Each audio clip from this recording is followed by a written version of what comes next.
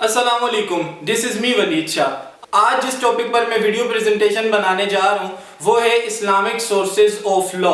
अब सबसे पहले मैं इस्लामिक सोर्सेज को बयान करता हूँ कि इस्लामिक सोर्सेज होते क्या हैं। देखें, इस्लामिक सोर्सेज बीइंग अ मुस्लिम, हम लोगों का सबसे पहला अव्वलीन फरीज़ा ये है कि हम लोग जो लॉ अपनी कंट्री के अंदर इम्प्लीमेंट करें या अपनी लाइफ के अंदर इम्प्लीमेंट करें वो इस्लामी कानून से अलहदा नहीं होना चाहिए, यानी उसके अंदर इस्लामी कानून दिखाई देने चाहिए अपनी कंट्री के लिए। यानी मैं सिंप्लीफाइड फॉर्म के अंदर अगर ये बात कहूँ तो हरगिज़ गलत ना होगी, अपनी कंट्री के लिए या अपनी ज़ात के लिए हम जो भी लॉ बनाते हैं वो इस्लामिक लॉ के अगेंस्ट नहीं होना चाहिए। इस्लामिक लॉ को बेसिकली डिवाइड किया गया है टू कैटेगरीज के अंदर। एक आती है प्राइमरी सोर्सेज, दूसरे आते हैं सेकेंडरी सोर्सेज।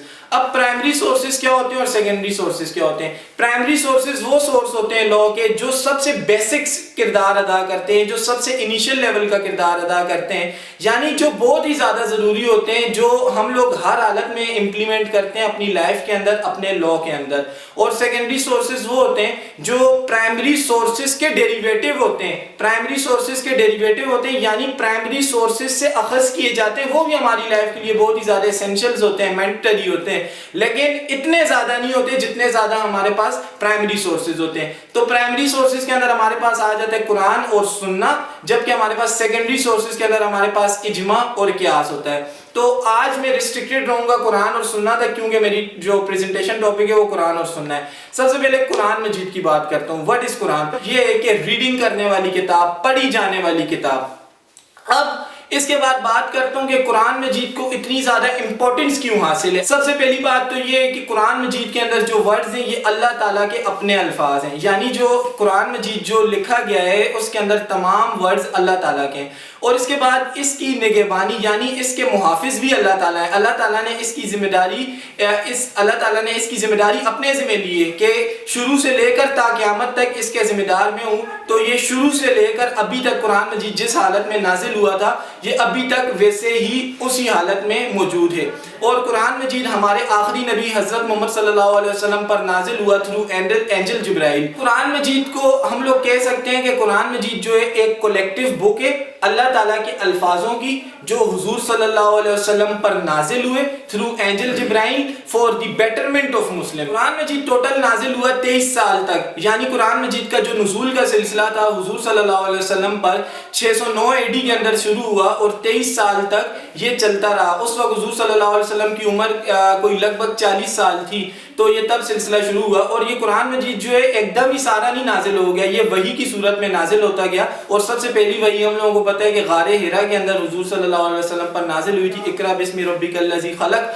तो इस तरीके से ये छोटी छोटी फॉर्म के अंदर नाजिल होते होते जब इस तमाम फॉर्म को कोडिफाइड कर दिया गया, सीक्वेंस कर दिया गया, तो ये एक हमारे पास एक कलेक्टिव, एक हमारे पास बुक बन गई जिसे हम लोग कुरान मजीद कहते हैं। अब इसके बाद मैं बात करता हूँ कुरान मजीद के फीचर्स की। ये कुरान मजीद के फीचर्स कौन से हैं? सबसे पहले कुरान मजीद जो है ये डिवाइन ओरिजिन है। डिवाइन ओरिजिन का मतलब क्या कि इसके जो लिखने वाला है यानी इसका जो क्रिएटर है, इसका जो प्रेजेंटर है, हमने इसे देखा नहीं है लेकिन हम इस पर फिर भी यकीन रखते हैं और ता क़यामत हम इस पर यकीन रखेंगे कि ये कुरान मजीद जो है ये अल्लाह ताला की तरफ से, और हम लोगों का इस चीज़ पर यकीन है कि जो चीज़ अल्लाह ताला की तरफ से होती है वो हमारी बेटरमेंट के लिए होती है। तो इस वजह से कुरान मजीद जो है सबसे पहले जो है ये इसका डिवाइन ओरिजिन है कि इसका जो प्रेजेंटर है, इसका जो राइटर है उसको हमने देखा नहीं है लेकिन हम इस पर फिर भी बिलीव रखते हैं।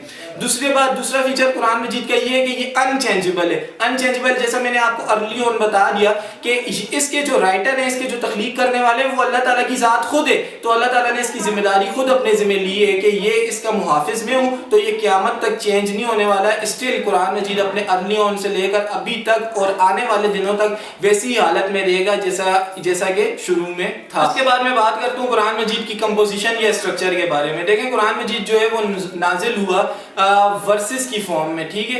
तो वो जो वर्सेस थी वो जब तमाम कलेक्टिवली जुड़ती हैं तो उसके बाद हमारे पास जो है पूरी एक आयत बन जाती है।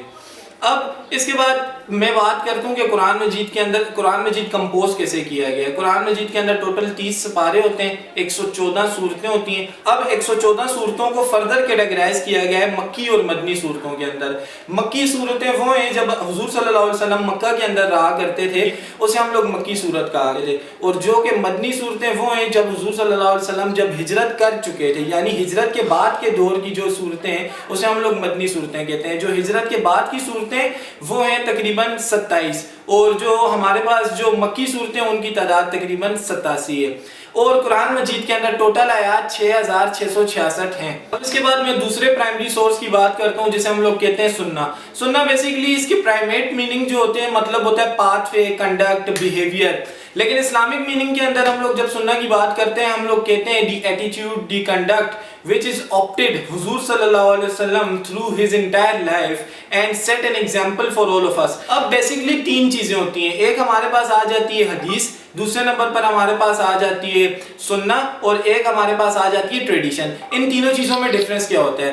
سب سے پہلے نمبر پر ہمارے پاس آ جاتی ہے حدیث۔ حدیث یعنی حضور صلی اللہ علیہ وسلم نے جس چیز کی تلقین کی ہو اپنے ورڈز کے ذریعے اور لوگوں کو بتایا ہو کہ آپ لوگ بھی ایسا نہ کرو، ایسا کرو، یہ چیز آپ لوگوں کے لیے بھلائی کے لیے، یہ چیز آپ لوگوں کے لیے نہیں ہے، تو وہ آپ لوگوں کی حدیث کہلاتی ہے۔ اب سننا کیا ہوتا ہے؟ جب اسی حدیث کو اپنے ایکشن کے تھرو پرفارم کیا جائے، ایکٹ کیا جائے، کہ اگر حضور صلی اللہ علیہ وسلم نے مثال کے طور پر بتا دیا کہ یہ نماز ہے، 5 نمازیں آپ لوگوں نے پڑھنی ہے، یہ حدیث آ گئی۔ اب جب حضور صلی اللہ علیہ وسلم نے وہ ایکشن پرفارم کر کے بتا دیا کہ آپ لوگوں نے بھی اس طریقے سے نماز پڑھنی ہے، آپ لوگوں نے بھی آنے والے لوگوں کو بتانا ہے، اور جب ہم حضور صلی اللہ علیہ وسلم کے اس ایکٹ کو پرفارم کریں گے وہ ہمارے لیے سننا بن جائے گی۔ تیسرے نمبر پر چیز آتی ہے ٹریڈیشن۔ ٹریڈیشن کیا چیز ہوتی ہے؟ ٹریڈیشن عام طور پر ہم لوگ استعمال کرتے ہیں ورڈ ٹریڈیشن کا رسم و رواج کے لیے، تو اس جگہ پر بھی ہم لوگ اس سے سینس لے سکتے ہیں کہ ٹریڈیشن کا کیا مطلب ہوتا ہے۔ دیکھیں میں نے بتا دیا سننا اور حدیث میں نے آپ کے ساتھ ارلی آن ڈسکس کر لی۔ ٹریڈیشن یہ ہوتا ہے جب حضور صلی اللہ علیہ وسلم نے کسی چیز کی تلقین کی، اس کے بعد حضور صلی اللہ علیہ وسلم نے اسے پرفارم بھی کیا تھرو ہز انٹائر لائف، اور اس کے بعد وہ چیز کسی اتھینٹک سورس کے ذریعے اپروو ہوتے ہوتے ہوتے ہوتے ہمارے تک پہنچی، وہ ٹریڈیشن آ گئی۔ جیسے مثال کے طور پر ہم لوگ کہتے ہیں کہ مسلمان کے لیے داڑھی رکھنا، حضور صلی اللہ علیہ وسلم نے اس کی تلقین بھی کی، تلقین کرنے کے ساتھ ساتھ وہ کام خود بھی کیا، اور وہ جو ہمارے مجتہد تھے یعنی ہمارے جو اسلامک سورسز تھے یعنی کمپینین تھے حضور صلی اللہ علیہ وسلم کے صحابہ کرام، ان کے تھرو یہ چینل نیٹ ورک چلتے چلتے چلتے چلتے چلتے چلتے آج کے مسلمان تک پہنچا، تو اس کو ہم لوگ کہتے ہیں ٹریڈیشن۔ ٹریڈیشن اتھینٹک کس صورت میں ہو سکتا ہے؟ ٹریڈیشن کے لیے ہمارے پاس ہوتی ہے ایج آف رپورٹنگ کو ہم لوگ کنسیڈر کرتے ہیں۔ ایج آف رپورٹنگ کیا ہوتی ہے؟ ایج آف رپورٹنگ کو بیسیکلی فردر ہم لوگ کیٹیگرائز کرتے ہیں 3 گروپس کے اندر۔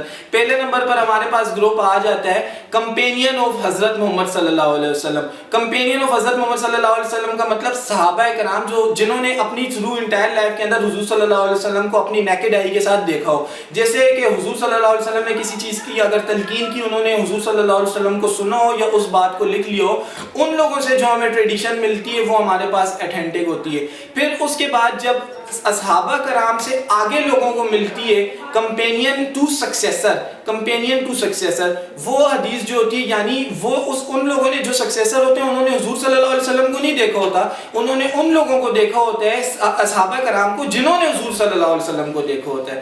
تو ان لوگوں سے جو حدیث ملتی ہے وہ اتھینٹک ہوتی ہے، آل دو اتھینٹک ہوتی ہے، لیکن اتنی زیادہ اتھینٹک نہیں ہوتی جو ہماری کمپینین ٹو حضرت محمد صلی اللہ علیہ وسلم ہوتی ہے، کیونکہ ان لوگوں نے حضور صلی اللہ علیہ وسلم کو خود سنا ہوتا ہے۔ تیسری کیٹیگری ہمارے پاس آ جاتی ہے successor to successor. Successor to successor وہ ہوتے ہیں جنہوں نے نہ کمپینین کو دیکھا ہوتا ہے نہ ہی حضور صلی اللہ علیہ وسلم کو دیکھا ہوتا ہے، انہوں نے خالی ان لوگوں کو سنا ہوتا ہے جنہوں نے کمپینین کو سنا ہے، آگے سے انہوں نے سکسیسر کو سنا ہے، سکسیسر کے بعد ہم لوگوں کو پہنچائی، یعنی سکسیسر ٹو سکسیسر۔ ٹریڈیشن جو ہے ہمارے پاس ٹریڈیشن 2 کیٹیگریز کے اندر آ جاتی ہے۔ ہمارے پاس آ جاتی ہے کنٹینیوس اینڈ ڈسکنیکٹڈ ٹریڈیشن، دوسرے نمبر پر آتی ہے tradition which is very words of حضرت محمد صلی اللہ علیہ وسلم۔ کنٹینیوس ٹریڈیشن کون سی ہوتی ہے؟ کنٹینیوس ٹریڈیشن وہ ہوتی ہے جس کے راوی پراپر طور پر موجود ہوں۔ راوی پراپر طور پر موجود سے کیا مراد ہے؟